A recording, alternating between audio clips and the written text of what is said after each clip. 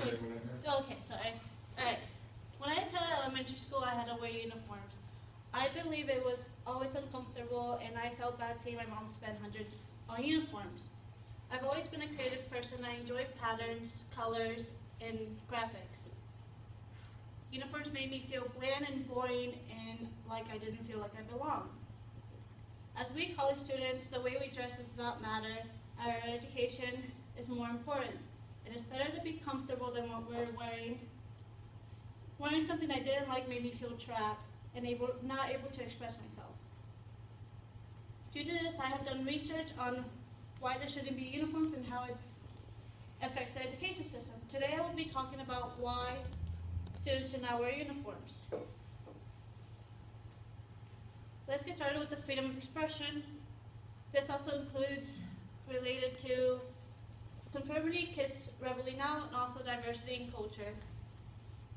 Letting kids not wear what they want causes issues. It can cause conformity. It can also cause to rebel out and them disobeying rules. Usually when you tell a kid not to do something they tend to do the opposite. Their behavior changes the older they get, so when you tell them not to wear this, we express ourselves in bad ways. Gail Opposing Viewpoints wrote, some students has gone far as staging protests wearing uniforms. At the Watson Chapel School District in Alabama, students wore black armbands to protest a mandatory uniform policy adopted in 2006. They want freedom, and a lot of kids express themselves by fashion. I believe this sets an example of how kids will go so far for uniforms. Kids want to be themselves. They have creative mindsets. From the article Why Schools Shouldn't Wear Uniforms by Alexis, a young writer, states, when schools make students wear the same things everyone else does, they can't be themselves. They can't express themselves in that way. I agree with this because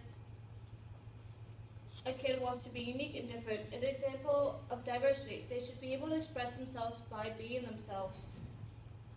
They should be able to wear whatever they want. The issue in that is that some students want to be a little revealing. I believe they will stare at you no matter what you wear. And then this also affects religions. Some religions, like Muslims, females have to wear hijabs and can't really show much skin. I believe uniforms get in the way.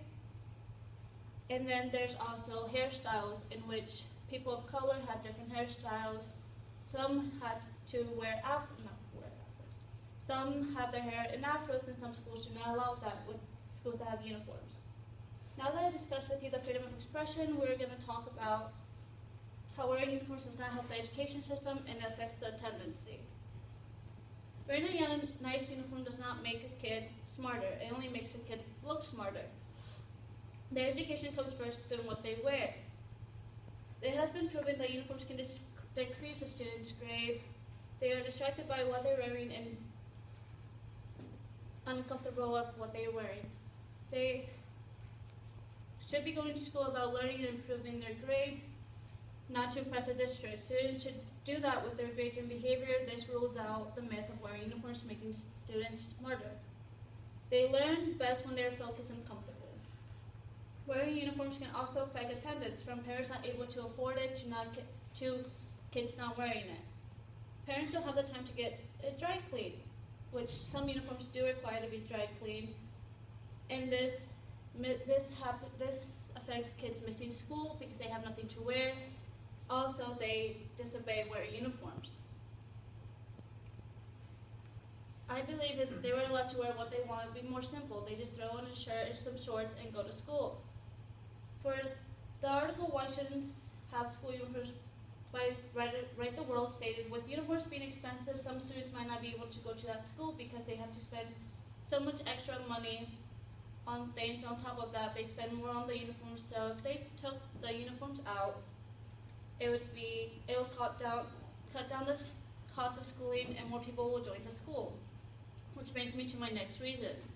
I discussed the freedom of expression and how uniforms don't affect the education system and attendance. I will now discuss uniforms being expensive and uncomfortable. Parents spend enough money on school supplies, book bags, and anything extra for the kid. Why add uniforms to that? Which the schools that require more uniforms are private schools. Private schools are already expensive and add a lot of extra stuff. Private schools are not cheap. They're around $7,000 to $13,000 a year. You send your kid for education, not safety.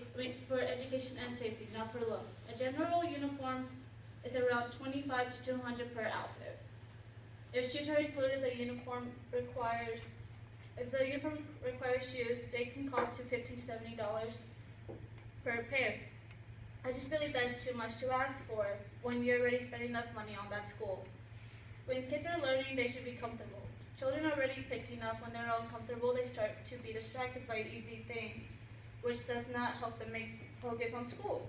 Overall, uniforms can be good to be presentable and look nice, but education and money is 10 times more important. I have now discussed my reasons of uniforms should not be mandatory. These reasons are the freedom of expression, uniforms do not get in the way of education, and how they are expensive and uncomfortable. I now leave you with the words of George Carlin: don't think schools do enough damage making all these kids think alike, now they have to make them look alike. Thank you. Am I good? Okay. When I moved to Florida and had to attend middle school, I needed to adjust to the norm of wearing polos and skirts every day. It was an easy way to adjust and coexist with my peers and not feel like an outcast among my fellow students until I hit high school and attained the freedom in the way I dress, the way I can dress what I want. Adjusting my style to be free from the polos was not an easy adjustment for me to make. It ended up costing my family and I a fortune. Years following middle school, I began looking into the benefits of school uniforms. I looked through an article specifically called Pros and Cons of School Uniforms, published in 2011 by Adam Sininsky, an author-writer from the UK, Surrey University. We received conflicting messages of the importance of clothes to our identities. We're taught that clothes are an adornment that mean nothing. School uniforms attempt to erase the diversity of clothes, so school-age children focus on their studies than competing with their peers on who has the hottest brands. Whether you were privileged or not to wear school uniforms, they put education first and fashion last. As college students, the idea of fashion being first should be behind us, since we in this room value education very much. Today, I will encourage you the support of school uniforms. In order to do so, I will discuss with you the decreases in violence, the enforcement of a positive attitude, and the representation to teach discipline. Now that you're well dressed on the topic, let's get started. Going through the hallways of high school as a young freshman, I felt very out of place. When children wear their own clothes into the school, this then becomes a time for them to judge each other. What you don't want is for some children turning up in new fashionable clothes and bullying the ones in their hand-me-downs who will inevitably feel embarrassed as a result. With mandatory uniforms implementation, everyone wears the same uniforms. Everyone wears the same common uniform. Thus, no one can argue this point. All unnecessary violence or abrasion between students is thus avoided.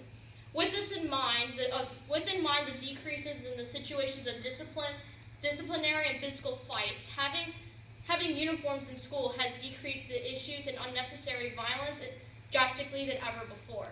Now that I've discussed with you the benefits in uniforms to undesirable behavior, I will now represent the enforcement of positivity spread around. With one representing themselves dressed in their best at the whim of their choice is one way to feel professional.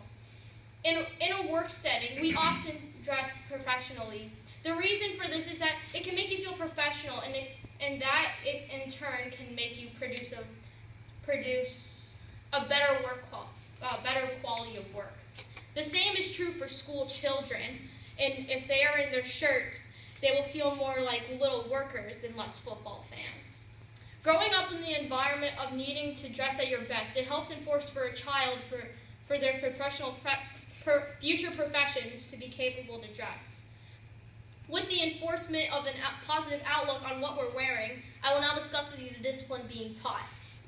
Discipline comes in play with uniforms because it secures to the school that children know the expectations of their school and expects them to be at.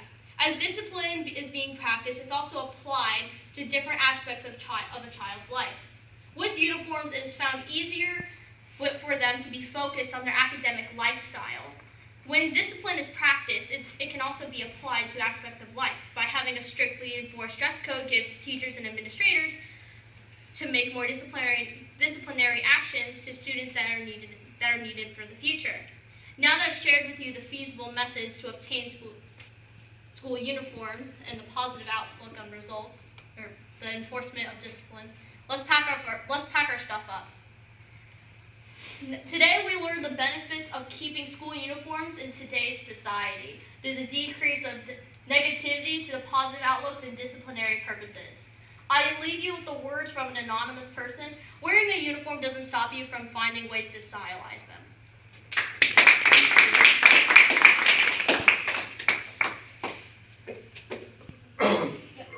Excuse me. So, Maria, do you have any points of contention with Jasmine's argument? I would say the diversity, like how it doesn't give kids to be themselves, I guess, because they all look alike. Or is that what you're asking? Yeah, okay. So what's wrong with her argument? I would just say it would be more like it doesn't give kids be themselves, which I understand, like the bullying thing. I know how some kids only can afford Walmart brand stuff, and then some kids can wear Gucci stuff.